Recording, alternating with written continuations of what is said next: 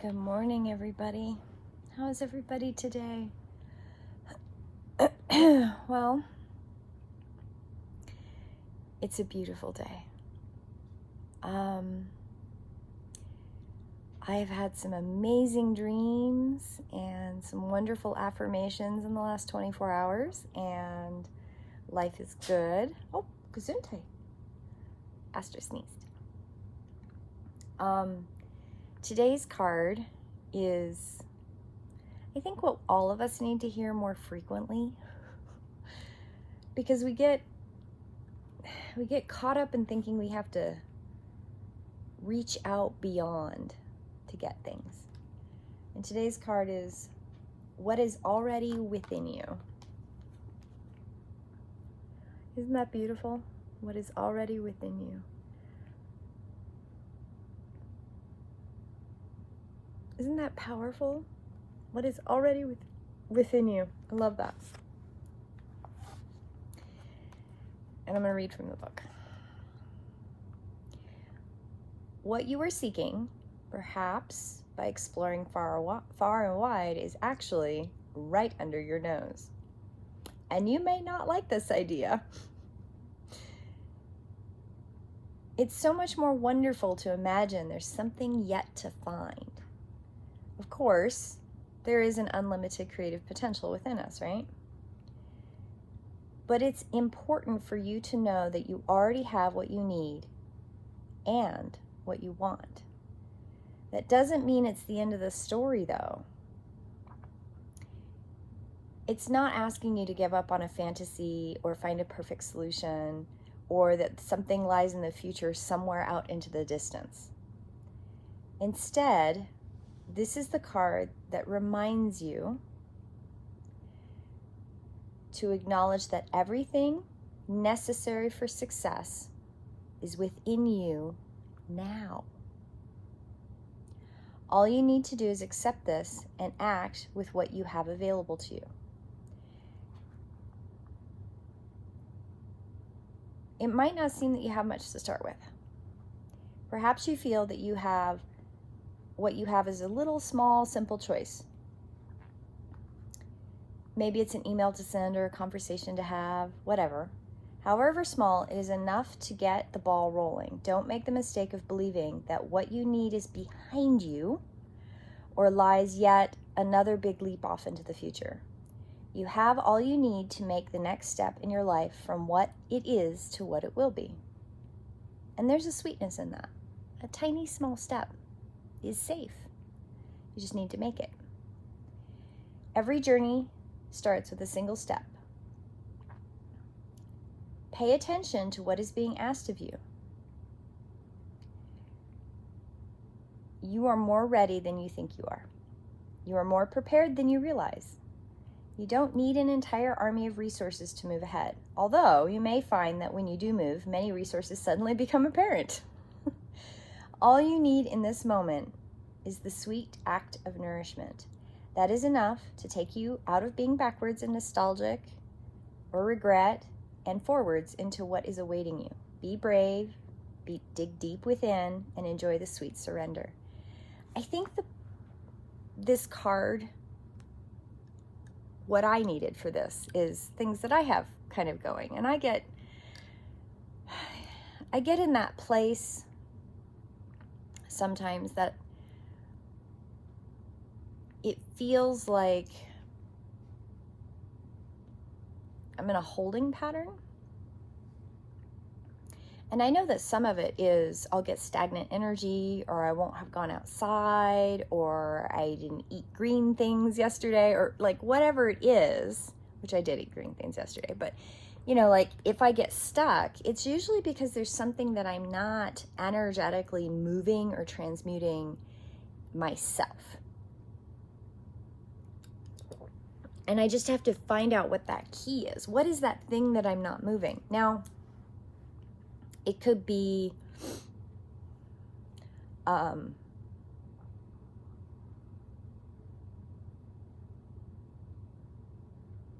anything. I was trying to think, and my mind went blank there for a minute. Sorry.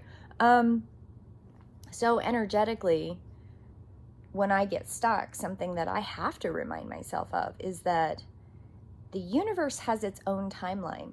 You know, the world around us has its own momentum. And I have my rhythm and my momentum.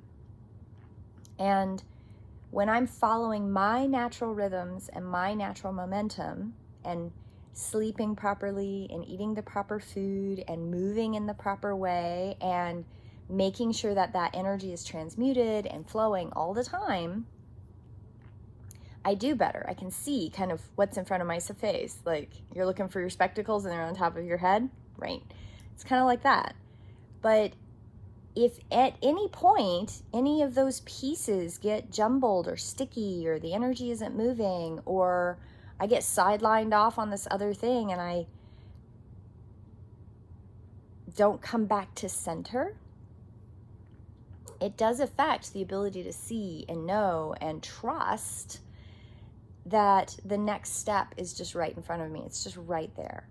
And I think that one of the things that I will be eternally childlike in is that every validation, every affirmation, every universal moment that comes in and says, and here you go. I am still surprised. I'm still blessed. I'm still feeling joyful and loving and loved by the universe, because the universe is taking care. If I do my part, the universe takes care of me. And I'm eternally surprised by that. I don't know why, but I am. I'm every day surprised and amazed. And I had a session with someone this week, and I don't remember which person it was, but I do remember the feeling. This client made a comment about,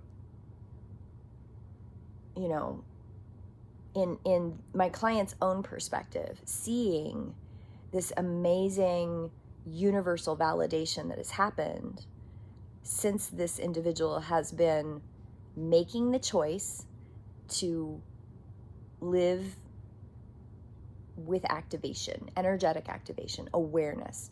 And those universal validations keep coming. And the client was like, I'm amazed, and I feel like I can trust it now. And I thought, wow, that's amazing. I'm still amazed, and I still sometimes doubt. And I'm the teacher. But I find so much joy.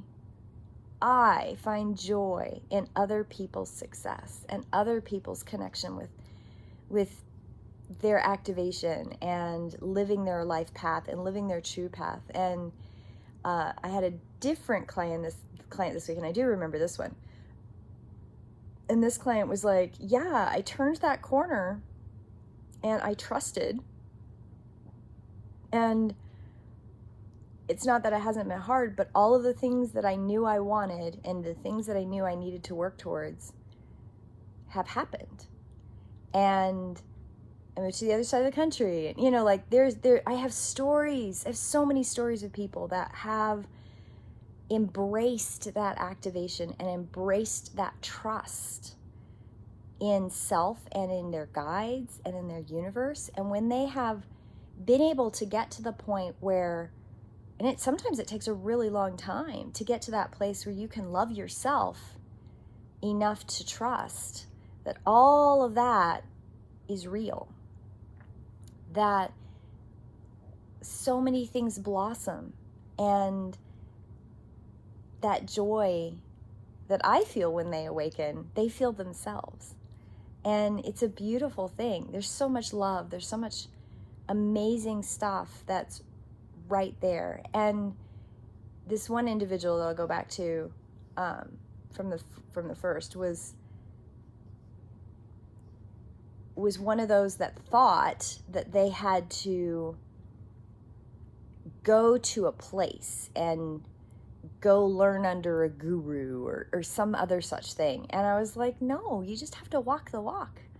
And it was oh, Well, I can still go do, all these things in my list, which is great, but I can do work here and now, and I don't have to go someplace else. And I know, right? It's right here.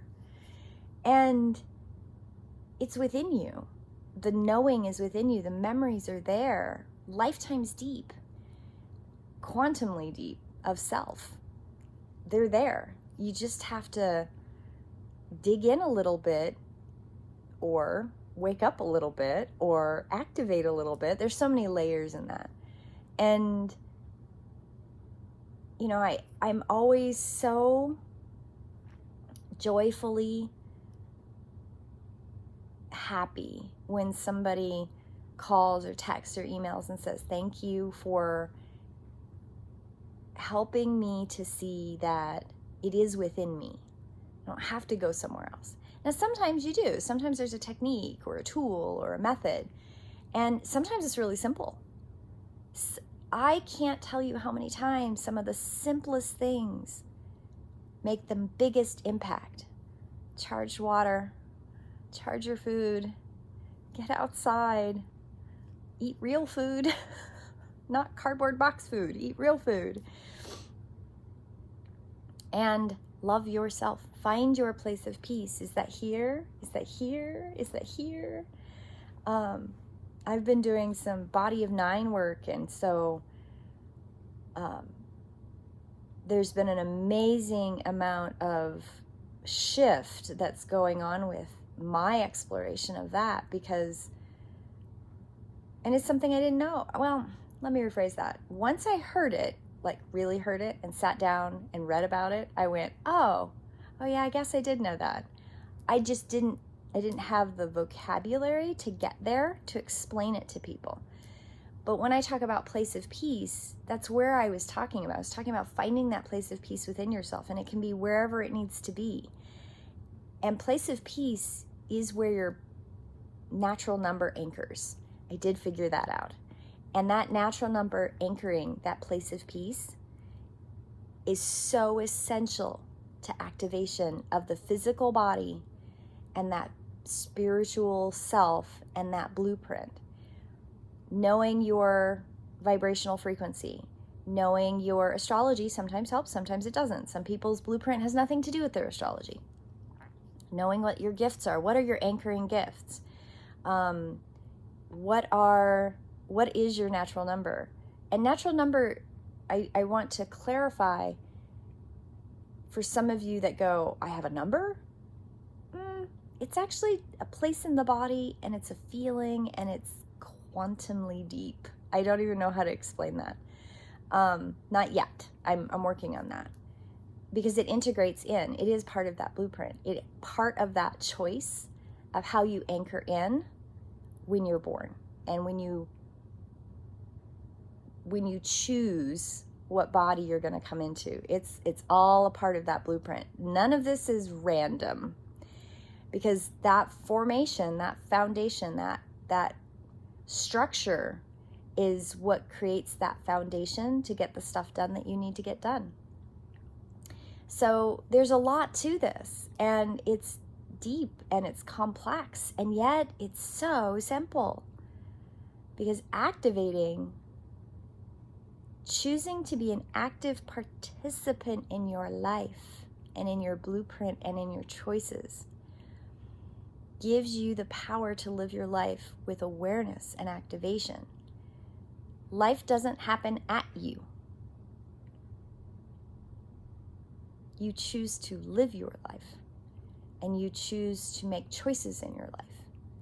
And that wakes up all of the potential within a blueprint. And it wakes up all of the potential of the physical body, the emotional connection, all of those layers. It activates that. But it's a choice. And this reminds you that what is already within you. You have so much already written into your blueprint. There's so much there already. There's there's a lot of abuse and neglect and verbal abuse and physical abuse and narcissism and sociopath behaviors, and we've all met them. They're damaged. We've met dark entities. They're damaged. And when you have a soul who comes in and they get lost, or they get hurt, and they get trapped in that karmic spiral of choice, that is that trap of feeling like they have no choice, or they're so damaged that they can't help but to intentionally hurt everyone around them. There is a difference between malicious intent and harm that comes from healing. And I know that sounds contradictory, but harm that comes from healing has to overcome one big obstacle: fear. But fear can be transmuted into love. Love does not turn or transmute into fear, but fear transmutes into love. And fear drives so many people's choices instead of love and trust and acceptance of time in its big spiral and acceptance of other people's choice. There's a big lesson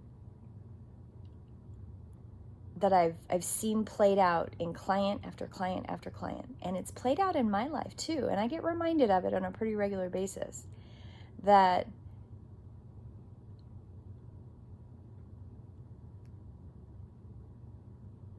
your choice, your karmic choice, your blueprint is yours.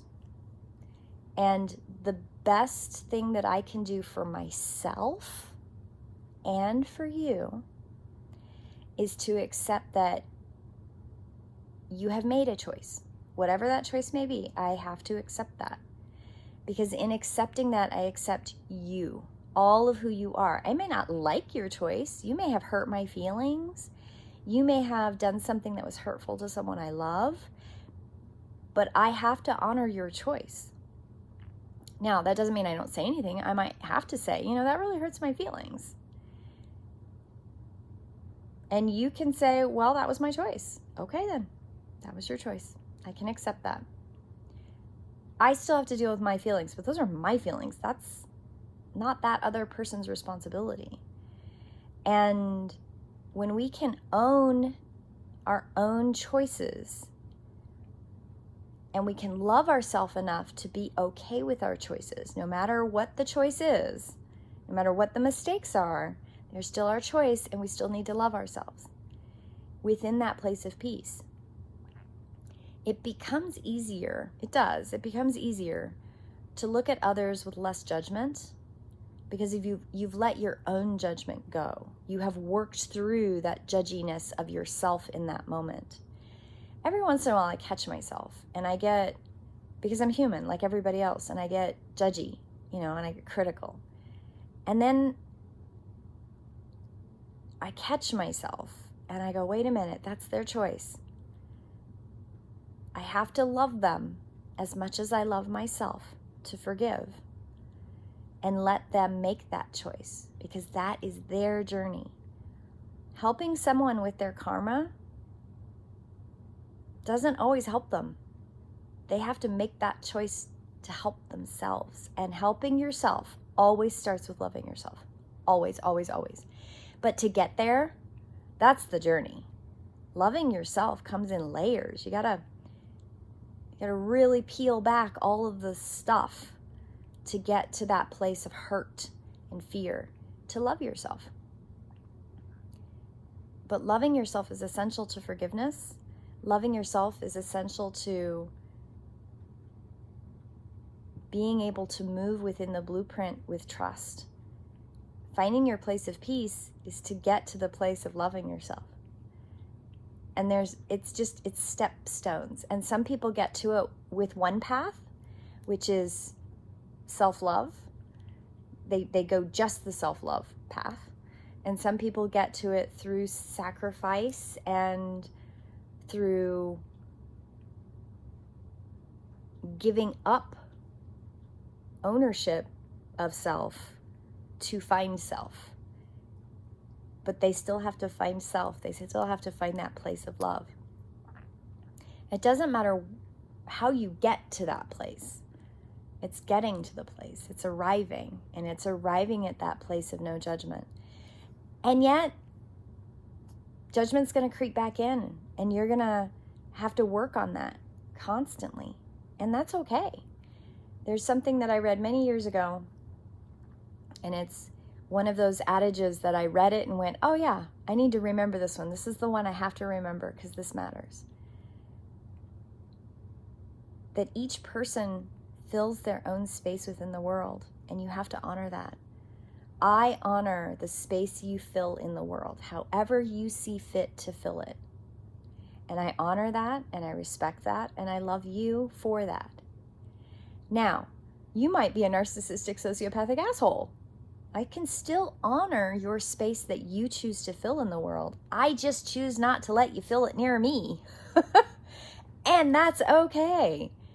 I can love you and forgive you from a distance and honor that within you and still feel hurt and still feel angry and still feel neglected or abused or whatever the things are that you behaviorally, emotionally, verbally have behaved towards me.